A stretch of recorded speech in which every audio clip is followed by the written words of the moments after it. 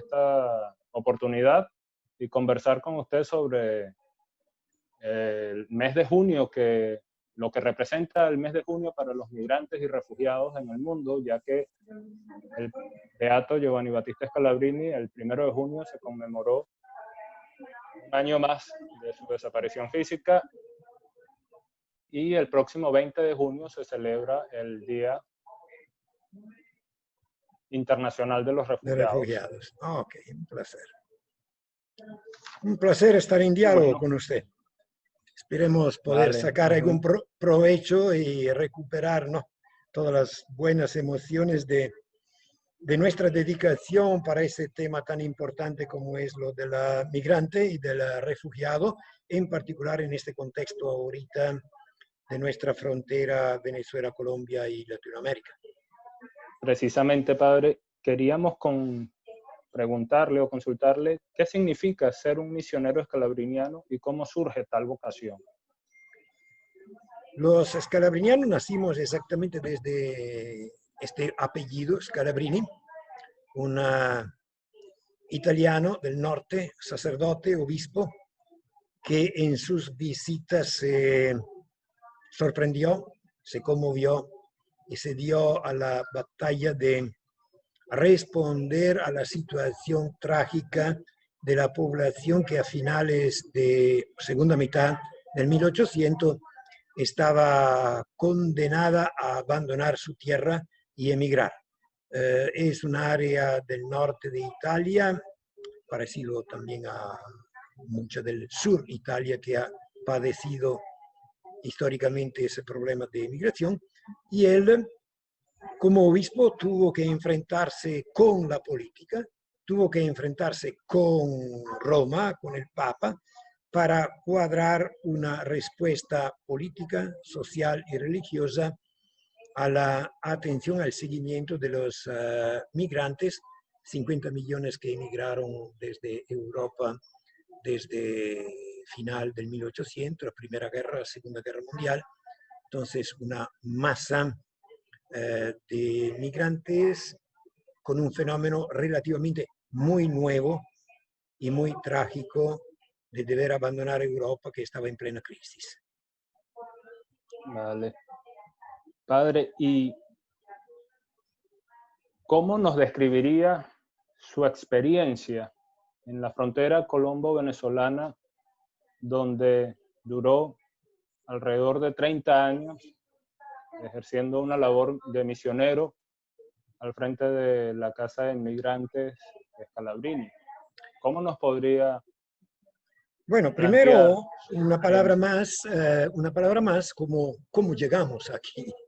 Scalabrini envió a sus primeros misioneros detrás de la oleada que iba a Brasil, Argentina, Estados Unidos, el sueño de las Américas. Nosotros continuamos con el seguimiento a la emigración europea. Ya hace 50 años atrás nos empezamos a dar cuenta de la problemática de la migración interna latinoamericana, y ahorita exactamente estamos en todo lo que es Estados Unidos, Canadá, Nicaragua, El Salvador, Brasil, Argentina, y en particular hace 40 años llegamos a la frontera colombo-venezolana de Cúcuta, exactamente por la necesidad impelente de los deportados, los que latinoamericanos emigrados en Venezuela venían rechazados como indocumentados. Ahí tenemos una casa del migrante. Ahí, para no quedarnos puramente, ¿no?, en una florecita que es la atención de la casa del migrante, nos abrimos al barrio, invadimos 8, 10, 12 comunidades de los barrios marginales de Cúcuta y empezamos con lo básico, lo que le interesa a la familia migrante, que es la educación escolar de sus hijos. Tenemos 7 escuelas, 4.000 y pico alumnos. ¿Qué se puede decir de la frontera? Bueno, hace 40 años nos dedicamos a los deportados. Hace 20 años nos dedicamos a los desplazados víctimas del conflicto interno armado de Colombia. Más recientemente nos dedicamos a los desplazados de retorno de Venezuela, porque muchos de los desplazados, usted sabe qué le pasa a la gente cuando está en emergencia, se fueron de Colombia sin ni permiso, ni qué, ni por qué, ni documentos, pasaron su época en Venezuela y ahorita están de retorno forzado de Venezuela. La característica de la migración, en mi manera de ver y mi experiencia, es que migrante es algo inestable, es algo como un péndulo que va y que viene. Prácticamente desde Cúcuta, desde final del 1915, hemos detectado el retorno primero deportado, después forzado o retorno voluntario desde Venezuela hacia Colombia y hacia Latinoamérica.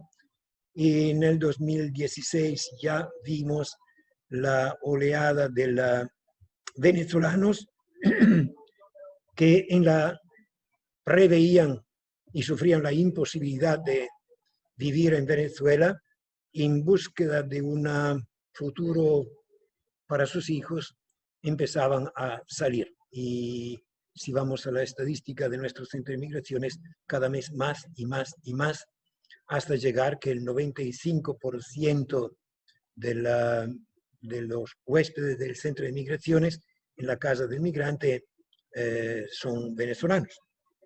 Hasta observar que en nuestros barrios las iniciativas para desplazados, con comedores, con escuelas, prácticamente tienen ya más del 10% de alumnos en las escuelas, hijos de venezolanos. En nuestros comedores asistimos a más de 2.000 comidas diarias y el 90% es venezolano. Hay que jugarle ahí entre un poco de respeto y atención a la población local que tampoco está, ¿no?, en la riqueza. Exacto. Pues justo para evitar toques de xenofobia tenemos que tener presente la atención a la población local. Eso ha sido el cambio. Ahorita, si hablamos desde octubre, noviembre, hasta octubre, noviembre yo estuve por el páramo de Berlín. Había un promedio de 200, 300 personas que caminando entraban desde Cúcuta hasta el interior del país, con meta Ecuador, Chile, Perú. Ya en diciembre fui y la cosa iba con señales de retorno. Ahora uno pensaba y se le veía en la cara el deseo de retornar porque el latinoamericano y el venezolano tiene alta dosis de nostalgia, de amor a la familia, pues se pensaba que era un regreso debido a visitar familia, a llevarle algo, a saludarse. Pero ya un segundo viaje que me hice a final de enero, inicio de febrero, había más gente que tenía un rostro ya de derrota, que decían que era difícil, que no había oportunidades suficientes, que era muy complicado. Y un tercer viaje a mitad de marzo, poco día antes del lockout del coronavirus, los autobuses estaban llenos de venezolanos que retornaban, sin palabras, con mucha tristeza, y preguntándose qué iba a suceder. Lo que sucedió después fue, digamos, el secuestro, llamémoslo así, del coronavirus. Sí, usted comentaba algo muy, muy importante. La migración es un ya ir y venir. Están como en un limbo el migrante. La migración sigue siendo visto como un fenómeno, pero le pregunto, ¿migrar es parte del ser humano o debe seguirse viendo la migración como un fenómeno? Porque recordemos que el beato Giovanni Battista Scalabrini tuvo una visión profética de que la migración iba a seguir existiendo. Y hoy lo vemos hecho realidad, con un ciclo que se está quizás devolviendo de generaciones, 3 generaciones después, a sus países de origen, de sus antepasados. Vemos también la movilidad sur-sur en Latinoamérica. Vemos imposibilidad de pagarle a un coyote para llegar a Estados Unidos unos $9,000, pero la gente migra a Europa desde Honduras, desde El Salvador, desde Nicaragua, desde Venezuela, desde Colombia. ¿Debe seguirse viendo la migración como un fenómeno o es ya una esencia propia del ser humano migrar? Yo creo que puede existir condiciones, situaciones, contextos que impulsan más un tipo u otro tipo de migración. Pero la migración desde siempre ha existido y especialmente en estos últimos 200 años la hemos visto como algo cotidiano. Si yo miro también a mi Italia, de donde salieron tantas personas, después hubo el crecimiento económico, digamos que no había más el migrante económico, pero la oleada de los nuevos jóvenes técnicos, profesionales, que se van, hablo hasta 10 años atrás, en Inglaterra, en Alemania. Yo tengo familiares, amigos, parientes, y hubieran podido estar decentemente bien, pero creo que es inevitable que en nuestras culturas, en nuestras épocas, sea natural para las personas y para las familias emigrar. A veces en condiciones un poco más precarias y dolorosas, motivo de la presión de guerras, guerras civiles, guerras religiosas, guerra de culturas, o a veces por cuestiones económicas, el avance de los desiertos, pero no necesariamente hasta la inmigración de carácter laboral es una, digamos, es negativa. Si nosotros, por ejemplo, tomamos el ejemplo de los venezolanos que hayan salido hace 3, 4 años de acá, son todos venezolanos que han salido con lujo de pasaporte, con viaje aéreo, con una profesión en mano, con objetivos muy claros, una aspiración y una oportunidad y han hecho su futuro. El problema es que hay otra categoría de migrante, que es el segundo, que no pudo venir ni en autobús, ni con documentos, y que está obligado o no, por ansiedad, por necesidad, por desesperación, de cruzar la frontera por trochas y arriesgarse sin documentos ni propios ni de los hijos. Entonces, la inmigración habrá y habrá siempre más y más numerosa en las nuevas culturas, sencillamente cambiará un poco el rostro y quedará la necesidad, con lo que decía Scalabrini, libertad de emigrar, pero obligación del Estado a cuidar y a prevenir que sea una migración obligada y acompañar la migración con, respetando los debidos derechos del migrante. Ok. ¿Cuál visión favorecerá más a los migrantes? ¿La de una globalización o la de un mundo cada vez más nacionalista, regionalista? ¿Cómo se perfila un mundo y sobre todo, cuáles son los desafíos para el migrante post-COVID-19 en un mundo que pasa de ser globalizado a ser más cercado por los mismos países en esta protección que aspiran tener de la contaminación, de un virus o de otras pandemias?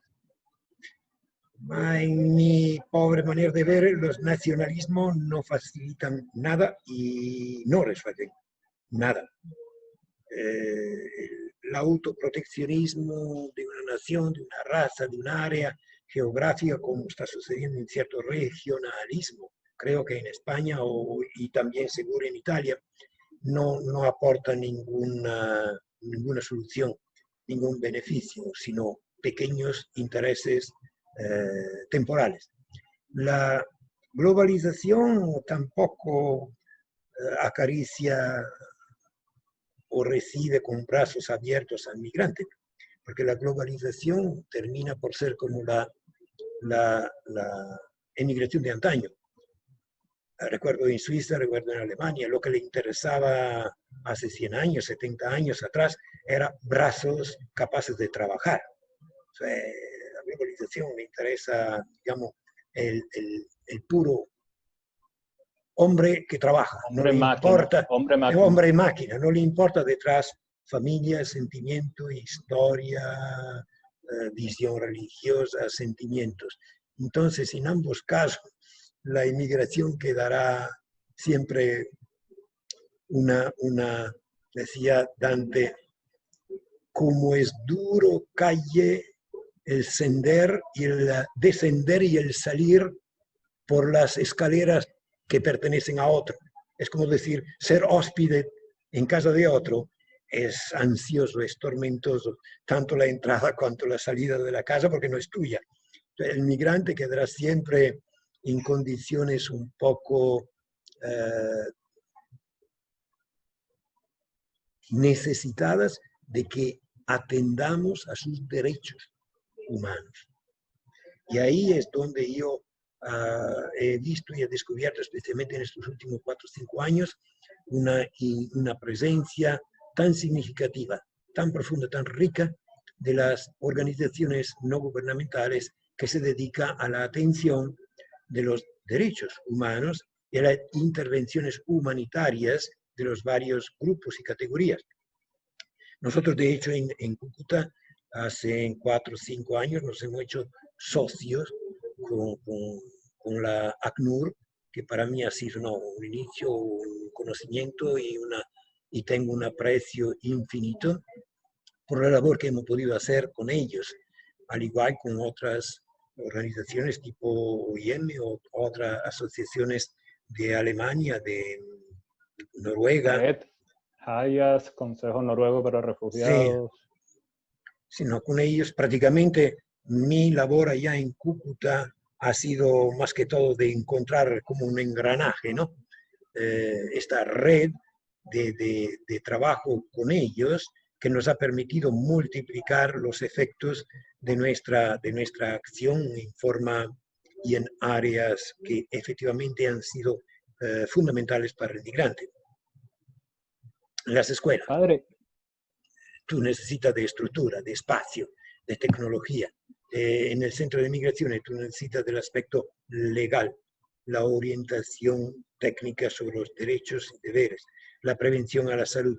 Son todas áreas donde uno solo no puede hacer casi que nada, pero en conjunto se puede hacer muchas cosas.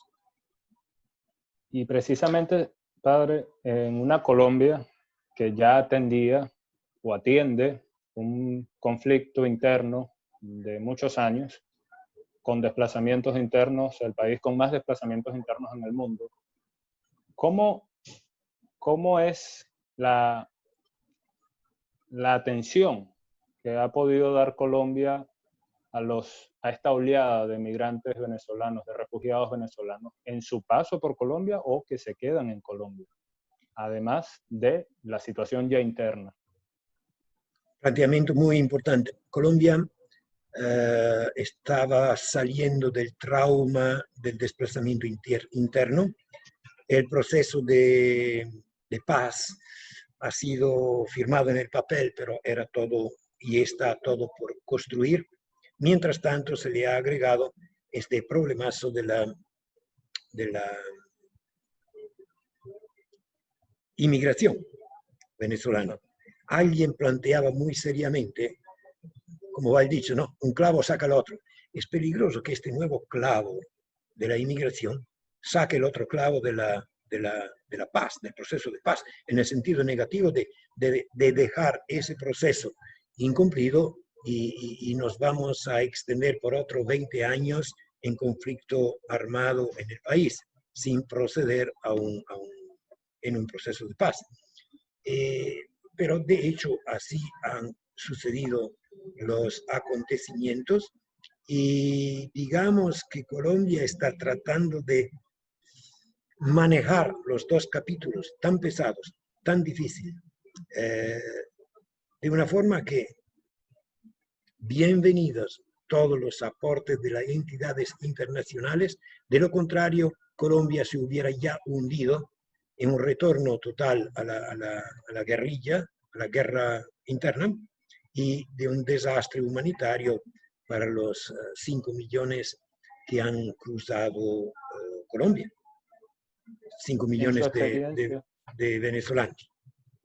en su experiencia, padre, ¿cuáles son esas necesidades más urgentes que enfrentan las organizaciones humanitarias para atender a los refugiados e inmigrantes? Hay una línea que llamemos así humanitaria de emergencia. Nosotros más o menos no, de obreros sencillos nos dedicábamos a eso, con la educación, la escuela, los comedores, el albergue, refugio. Una línea de necesidades inmediatas como es la de comer, tener un albergue, tener la atención médica, porque cuando se enferma uno hay que intervenir sin indulgencia, sin tergiversar, pero hay un capítulo más de solución, ¿no? Segundo paso avanzado, y Soluciones que es duraderas. soluciones duraderas son la generación de empleo. La cual generación de empleo incluye una solución tanto a nivel legal, derecho al trabajo, documentación para el trabajo, y como la capacitación para el trabajo, en un contexto especialmente donde en la zona fronteriza existe, cosa que a veces se escribe, muy poco lo leen, en la zona fronteriza el 70-75% de la población tiene un trabajo informal. Y entonces, 700.000 personas más buscando trabajo en Cúcuta, en medio de 1 millón de personas, donde el 75% no tienen trabajo fijo, obviamente genera abuso laboral, genera xenofobia por motivo de trabajo Desnivel. y desnivel, explotación laboral, envidia entre ahorita el venezolano le pagan mitad y él hace lo mismo, el mismo trabajo. Entonces, el concepto de que el migrante es aquel que me roba el trabajo, que es un concepto que en Europa es tanto prejuicio, pero acá se transforma hasta en algo muy, muy real. Entonces, hay toda una labor de capacitación, generación de empleo y generación de una mentalidad de emprendedores que entiendan que una oleada de migración no es una oleada de hambrientos, es una oleada de cabezas, brazos, cerebros, corazones que pueden aportar una nueva energía y un nuevo desarrollo a una ciudad. Esto es literalmente o casi imposible para Cúcuta porque siempre ha estado una frontera, para mi gusto, la más desgarrada de toda la frontera que he visto, que nunca ha sido emprendedora, nunca ha sido creativa, ha sido una frontera oportunista. Llevo, traigo, compro, vendo lo que mejor ande, sin ningún agregado caritativo, ninguna mejora del producto, así que es un puro oportunismo en el cruzar una frontera. Pero eso es otro elemento que ha constituido una dificultad para la frontera. En las ciudades al interior, sí, los problemas de xenofobia existen, pero hay oportunidades de gente que se ha puesto, que se ha insertado en trabajos muy productivos. Sí hay problema en la capital. ¿Por qué? Porque en la capital, Bogotá, siempre son puntos atractivos, son como magnetes, ¿no? Que atraen hasta demasiada gente. Los otros países a un cierto momento, tipo Ecuador, Chile, Perú, han sido muy acogedores. Después se han dado cuenta que demasiado es demasiado y no era tan Sí, fácil también. También se han encontrarle desbordado. una respuesta, digamos, hablemos a punto de desbordamiento de número de migrantes. Pero allá también oigo nuestras misiones por ahí. Se trata solo de desarrollar contactos con empresas para orientar laboralmente, contemporáneamente preparar al migrante. Lamentablemente el migrante venezolano, que yo llamo la tercera oleada, el venezolano de a pie, el venezolano que fue caminando sin documento, eh, no siempre tenía esa preparación de arte y oficio profesional y tal vez poco le faltaba también una predisposición a introducirse a un mundo donde tú tienes que ir a producir lo tuyo, no solo a encontrar la limosna y el apoyo. O sea, hablo Suena como del un cambio de venezolano. paradigma. El venezolano va ahí, yo veo acá en Valencia, la luz es gratis, el agua es gratis, la gasolina es gratis. Bueno, ahorita estamos sin luz, sin agua, sin gasolina. Y entonces toca hacer un cambio de idiosincrasia. Pero eso es un poco lo que le ha tocado al venezolano, a pesar de que habían presupuestos de aceptación mutua. El colombiano ha sabido aceptar al venezolano por la tradición y la experiencia que tuvo él también como migrante. O sea, recuérdate que tú estuviste migrante en Venezuela. Ahorita no trate mal al venezolano. Así que hasta el sentido de rechazo, de envidia o de xenofobia se ha podido manejar y controlar generalmente bastante bien. Pero quizás un capítulo hablando con ustedes o con usted ahí, capítulo que necesitábamos y necesitaremos muy fuerte, es que estas agencias que manejan muy bien, que dominan muy bien el conjunto de derechos, deberes, la ley del migrante, tendrán que darnos clases y tendremos que preparar un poco mejor a la gente para que no salga escondida, no salga a la aventura, sino salga con una base de información y de conocimientos y de actitudes de derechos y de deberes. Sí, es importante y sobre todo porque hay un hilo muy delgado entre el migrante económico y el refugiado o migrante forzado. Y el venezolano está entre esos dos. Algunos llegan a Europa, por ejemplo, donde yo me encuentro, no queriéndose identificar como un solicitante de refugio, pero tampoco tiene todos los medios para poder llegar como un migrante económico. Entonces, es como una fusión de ambos en un mismo tipo de migrante. El migrante venezolano que capaz tiene posibilidades de cruzar el Atlántico en un avión, pero no llega con la suficiente base económica porque el país no se lo permitió hacer antes de salir. Y se ve en la necesidad de solicitar protección internacional porque viene de una situación de crisis humanitaria también. Eso más o menos para diferenciar lo que es un migrante económico y lo que es un refugiado, que muchas veces los venezolanos lo confundimos en el extranjero. Y Sí, pero precisamente por eso, padre, le quería preguntar, usted que estuvo en la frontera colombo-venezolana, ¿qué diferencia a un solicitante de refugio venezolano de uno colombiano? ¿Cuál es esa línea muy delgada de diferenciación? como usted dice, la línea es muy, muy delgada. Además, después, no, depende con qué lentes uno mira.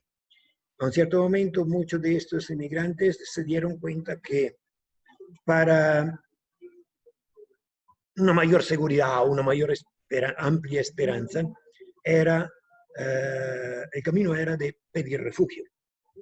Pero después vino el otro aspecto contrario.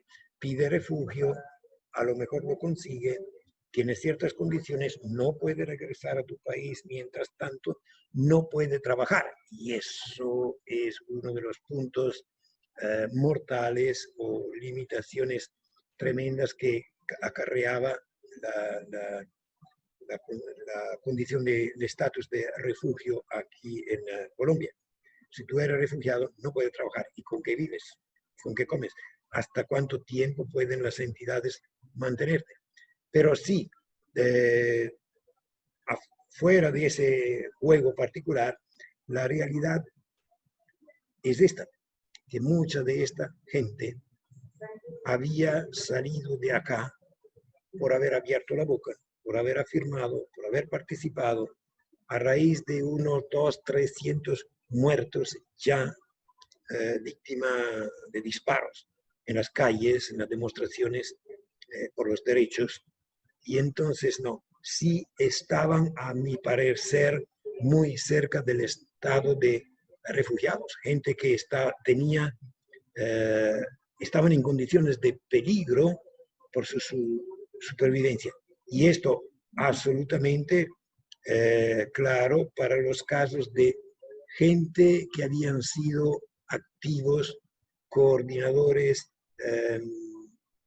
de movimientos sociales, hasta representantes de junta directiva, ni hablar de gente que había estado parte del ejército o de la Fuerza Armada, he conocido gente que había sido miembro ¿cómo se dice?, de asesores de políticos, consejeros de política, guardia del cuerpo de políticos, no digo nombres, más muy altos, y obviamente esa gente apenas tuvo el errorcito de abrir boca o de expresar una opinión, se encontraron encima las amenazas. Hay gente que tardó mes y medio para lograr salir del país. Pues hay, digamos, un número, para resumir, de gente que claramente forma parte de los que tienen derecho a refugio. Hay otro núcleo muy grande de gente que salió de verdad porque amenazadas directo o indirectamente en los barrios, y de toda forma todos en la amenaza entre vida y muerte por falta de atención médica y por la dificultad en encontrar los alimentos necesarios para sobrevivir. No sé, sé que en Colombia están hablando claramente de abrir al refugiado la oportunidad de poder trabajar, porque eso es un elemento indispensable para darle autonomía a un migrante, a un refugiado. Ok. Padre, y le quería preguntar, ustedes tienen como congregación presencia en varios países alrededor del mundo, pero cada presencia está diferenciada dependiendo de la ubicación geográfica, de las características de su migración. Sí, el esquema de...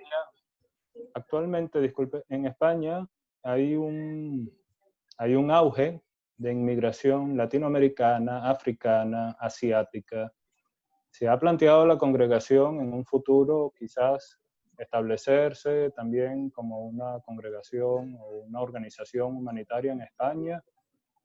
Sí, ¿Sí? Se están planteando, yo poco conozco, pero conozco bastante de las presiones que hay de las emigraciones, de los flujos asiático y europeo, asiático y africano en toda Europa, tanto en Italia como en España, en Portugal, ni hablar de Alemania. Nosotros tenemos la vieja presencia de las misiones en Alemania desde cuando eran la emigración europea, la emigración italiana.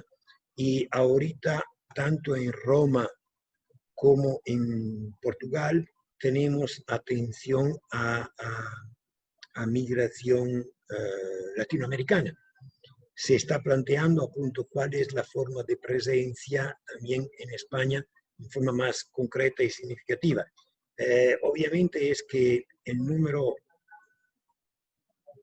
nuestro es limitado y acabamos de hacer apertura en Asia y en África. Y Asia y África son bien extensas. Y entonces, no.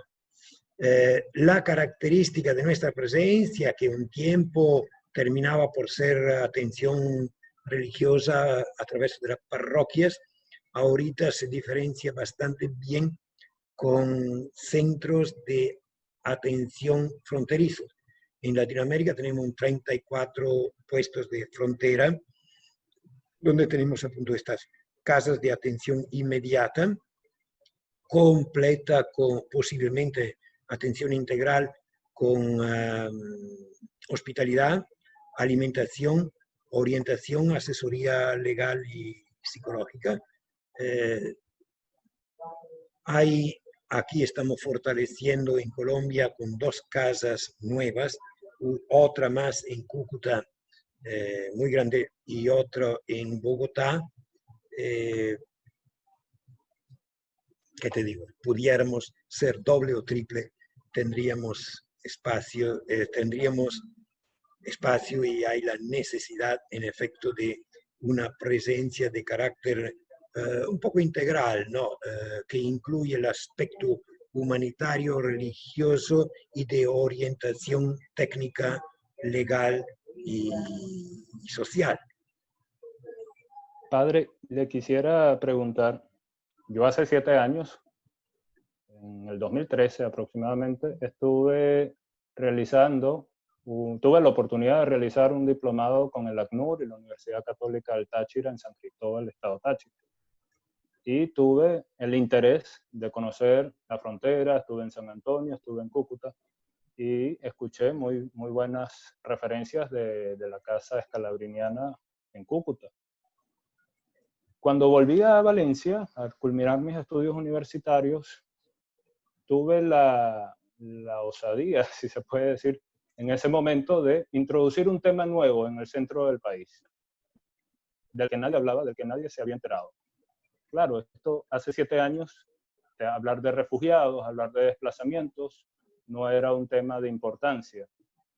Pero usted, que hoy se encuentra en Valencia, Estado Carabobo, ¿siente o percibe que existe esta necesidad de capacitar a organizaciones no gubernamentales, a funcionarios públicos, a la sociedad en general sobre estos temas?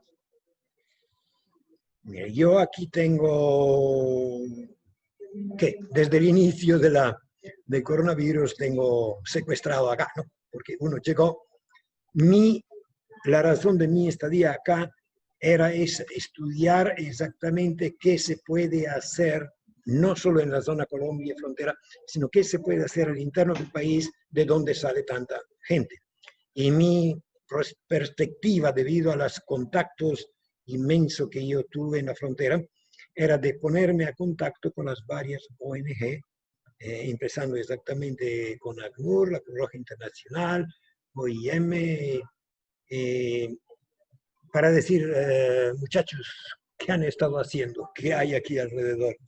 Porque sí, la inquietud es de que en nuestras ciudades principales, aquí en Venezuela, tipo Caracas, donde nosotros tenemos unas bases de escuelas, iglesias, o a Valencia, que tenemos también tanto la ciudad como el barrio, ver qué se puede instalar como focos, como centros para tomar en consideración el estudio de esta problemática migratoria, hacer contacto y ya sea los que retornan, ya sea los que quedan porque los familiares se han ido, ya sea a los que están soñando, porque la vida continúa, de salir del paso de una o de otra forma, que se puede implementar para que el migrante vuelva a adquirir sus derechos, sea respetado en sus derechos y acompañado en las varias etapas, ya sea de salir, de retornar, de los derechos de los hijos, de las documentaciones oportunas. Entonces, mi plan era eso, empezar a esos contactos, pero repito, ¿no? El virus nos ha secuestrado un poco a todos. Parece que a pesar que Venezuela ha sido tranquila, no ha sido perdonada hasta ahorita, que se quería después de 60 días abrir un poco lockdown, parece que tenemos que tener precaución porque pudiera caernos encima un crecimiento abnorme del coronavirus, pero la idea es exactamente durante este mes de tomar contacto y base para un conjunto de acciones en favor de las personas. Yo detecto ya en los barrios marginales de Valencia la presencia de retornados y ahí empieza a ser problema.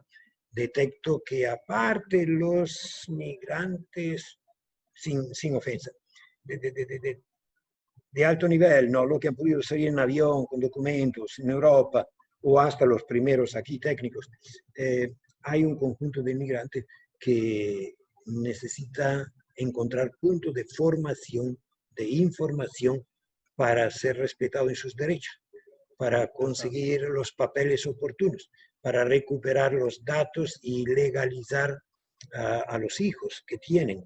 Por ejemplo, uno de los problemazos que yo preveo es toda la población que ha venido naciendo en Colombia y quizás también por allá en Sí, Colombia, en Perú. es uno de los problemas de apatridia.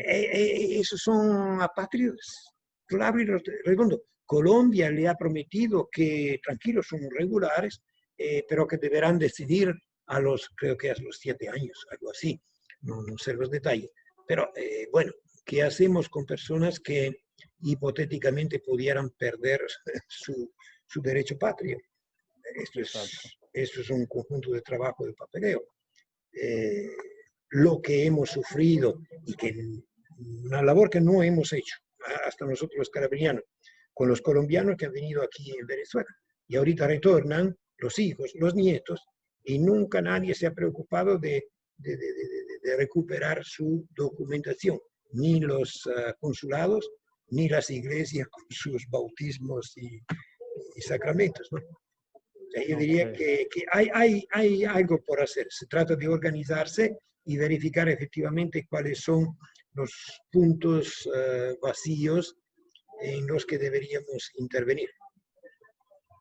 Vale, comprendo, padre, y sobre todo, me imagino que todavía en las barriadas de las zonas marginales o populares de Valencia sigue habiendo presencia de refugiados que no pudieron retornar a Colombia, a Haití, a otros países de África que inclusive en algún momento llegaron a Venezuela.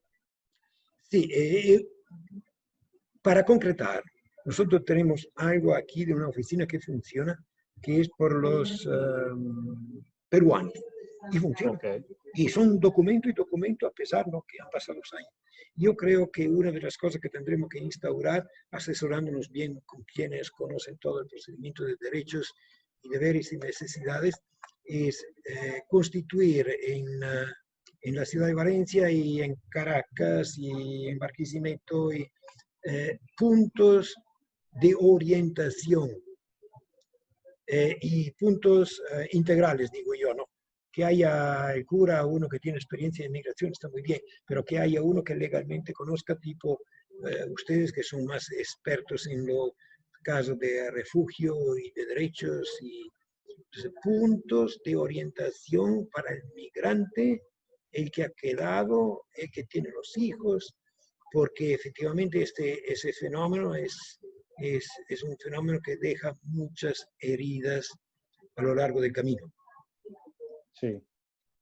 Padre, como manera de conclusión, por ahora, ¿qué lección ve usted que deja en el migrante que salió y que se ha visto en la necesidad de retornar? ¿Qué mensaje implícito hay en ese ir y venir para un migrante venezolano hoy en día? ¿Qué lección o qué moraleja, se le puede decir también, queda de esa circunstancia que nos ha tocado atravesar a todos y que a algunos les toca volver también? y no en las mejores condiciones. Primero una reflexión y no para decepcionarse, porque cualquier experiencia, no.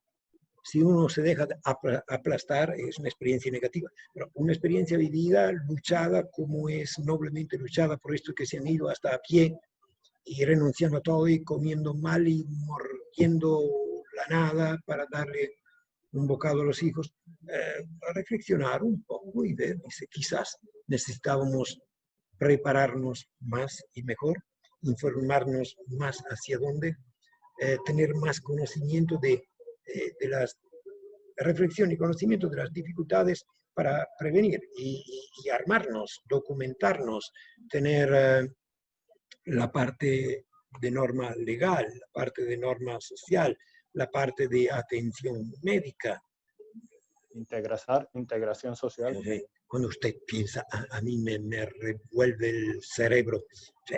Madres que salen, que tienen ya 4 o 5 meses de embarazo y van hacia un lugar y donde no hay ni tiempo, ni conocimiento del clima, ni certeza sobre cómo alimentarse. Eso es muy atrevido. Y de toda forma, yo respeto exactamente porque entiendo que si uno se ha lanzado a tanta experiencia, tanto extrema, es porque desde su tripa y corazón sentía el impulso a buscar algo mejor. En segundo lugar, buscar de parte y parte, tanto la gente como las instituciones, porque el Estado aquí no llegará. Es lo que gritó Scalabrini. El Estado estaba metido en otras cosas, él movió la iglesia, la sociedad civil, a intervenir para coordinar, preparar, aconsejar, orientar al migrante. Debemos abrir por parroquia o por instituciones no gubernamentales oficinas que puedan asesorar, orientar al migrante. Y en tercer lugar, no, que el migrante entienda que lo barato no vale nada. Si le ha costado tanto, siga adelante, orgulloso de su esfuerzo, orgulloso hasta de su experiencia negativa, pero no ceda, no tire la toalla porque efectivamente ha demostrado ser de primera calidad, de tener corazón, disponibilidad y valor para hacer el esfuerzo, y vendrá otra oportunidad a estudiarse muy bien para responder a su exigencia profunda de la certeza de un futuro mejor. Padre, y un punto importantísimo, que quizás en Latinoamérica no lo vemos tanto, pero cuando se está en Europa y confluyen tantas culturas y tantas religiones, es necesaria la práctica del diálogo interreligioso para poder atender a los migrantes, porque debes estar abierto a recibir al musulmán, al islámico, al budista, al católico, al evangélico, al protestante, y todos confluyen en la misma situación. Pero ¿cómo es ese acompañamiento espiritual, religioso, en un mundo tan multicultural y multirreligioso? Yo no veo otra opción que el diálogo. El tema es importante. Y me encontré con un venezolano que se terminó en Estados Unidos, periodista. Me lo encontré, me planteó esto y dice, te voy a escribir, vamos a dialogar sobre eso. Se me perdió. Pero es muy importante. Como sacerdote católico, nuestra misión, uno trabaja, corre, alimentación, papeles, habitabilidad, y uno se pregunta después, hey, hombre, ¿qué hay dentro del pellejo? ¿Tu espiritualidad cuál es? A veces el riesgo, y era la preocupación grande de Scalabrini, que se muera la dimensión espiritual de la persona.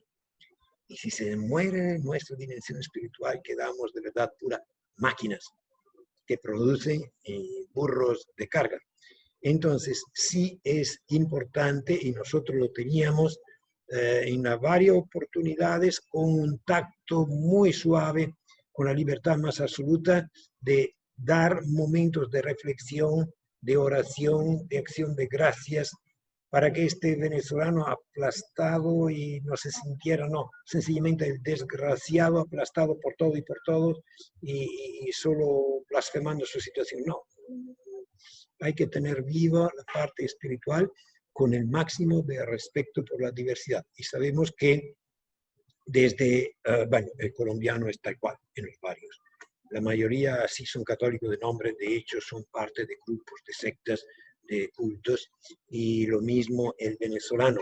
De hecho, a mí no me puedo pronunciar, pero soy curioso y voy a leer algo.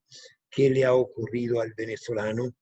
¿Cómo se le ha, cuánto le ha influido la cultura de estos últimos 20, 25 años, 30 años? Todo un conjunto de brujería, de miedos, de cultos raros, que al fin y al cabo son presiones que distorsionan la voluntad, la serenidad.